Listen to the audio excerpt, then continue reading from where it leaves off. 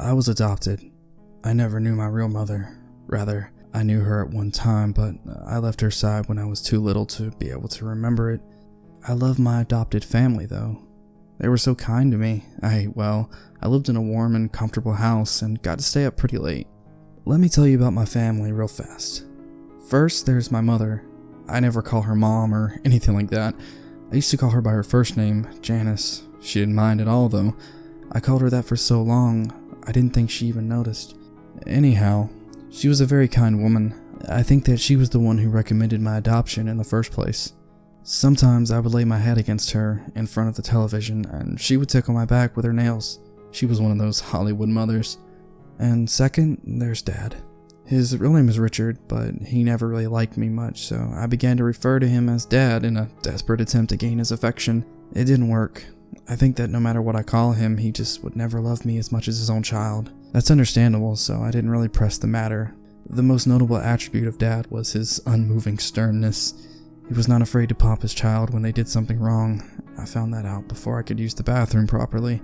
He didn't hesitate to spank me. Well, I'm in line, and that's because of his methods. And lastly, there's my sister. Little Emily was really young when I was adopted, so we were about the same age, but she was slightly older. I like to think of her as my little sister, though. We got along better than any sibling could possibly get along. We would always stay up late together and just talk. Well, she did all the talking. I mostly just listened because I loved her. It was a great setup that we had. We were in short bedrooms because I didn't want to sleep in the living room by myself when I was smaller. I had a pallet set up for me next to her bed on the floor. This is where I've slept since. But it was cool with me because I enjoyed being with her, and I felt pretty protective over my little sis. Everything changed on a horrible Wednesday night. I was at home taking a nap when little Emily opened the front door. The sound of the door opening pulled me to a state of consciousness, and I walked from the room down the hallway to the living room. That's when I first remembered it was Wednesday. I was never good at keeping track of what day it was. Actually, I'll just go ahead and say it. My sense of time was horrible. Nevertheless, I knew it was Wednesday because Emily had just come home from church and her youth group gathering. She walked in the front door and hugged me, and then was followed in by Dad and Janice. You have a good nap? Janice said teasingly as she ruffled up my hair. I just shook my head and snorted in a manner that clearly expressed that I was teasing back with her. "Don't snort at your mother like that," said my father, gruffly with authority. He shut the door behind him and hung his coat. I was clearly joking. I growled under my breath. He must not have heard me because I didn't feel him smack me. Emily then proceeded to our room and I followed. She started telling me about her day, usual teenage girl stuff, but I listened so that she would feel better. After her summary, she suggested watching TV, and I obliged and jumped onto the couch as she was going for the remote.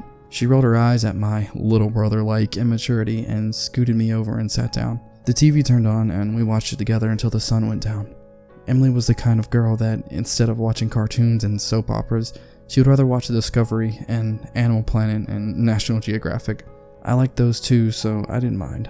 Actually, those were the only channels that can hold my attention, to be honest. I laid there in the darkness with nothing but the thin ray of light from the street lamps outside to illuminate the room. It wasn't much. Time and time again, I could have sworn I heard a subtle sound just outside the window. A twig break, leaves crunching, clothing jostling, and all the while I could smell a faint stench of sweat and blood. I kept my eyes open most of the night. The sound outside subsided and the smell left my nose. I began to feel at ease. My eyelids closed. Not long after that, I heard a very loud crash on the other side of the door outside. I was up in an instant. "There's someone in the house!" I barked with extreme adrenaline coursing through me. "Wake up!" I shrilly pleaded with Emily. She did, and as soon as I saw her sit up, I ran to my parents' room. Dad was dead. His neck was splayed open and gaping as blood spilled out of it off of the bed and onto the floor. I saw the master bedroom door was closed, and just before it, on the outside, was a man. A man. And I don't feel comfortable calling it that. He was very large and rugged. He turned around and saw me, and that's when I saw him accurately for the first time. I won't forget it. His eyes were large and beady and trapped with lust. He was styling a beard that was badly unkempt with blood dripping off of it. His clothes were dirty and his face was cold. Just then, I noticed the same horrid smell of sweat and blood from earlier, but this time it was overwhelming. He saw me. He saw me and grinned with a set of crooked yellow teeth. That smile threw me off. I thought that I was going to die, but then he turned back to the bathroom door, completely unperturbed by my presence. I was terrified, and I didn't know what to do. I just yelled and cried. I watched as he shouldered through the door that was my mom's only protection. I watched as he raised a large razor that he was carrying, but obviously neglected to use properly. I watched as he sliced her open and tore her to shreds. And then I heard something, the last thing that I wanted to hear. It was Emily's scream coming from behind me. The large monstrosity looked up from my butchered mother and stared at my little sister. I was distraught. He stood up and quickly started walking towards us.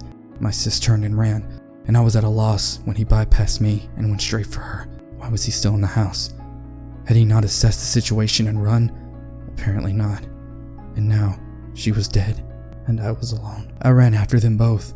I expected the man to kill her as he did the rest of my family, but sadly mistaken. He grabbed her by the arm and jerked her as a way to make it clear that he was in control. He dragged her through the house, and I was making all the noise I could now, hoping and praying that someone would come by to my aid. He mustn't take her, not her. Please. As he passed me, I backed against the wall and whimpered in terror.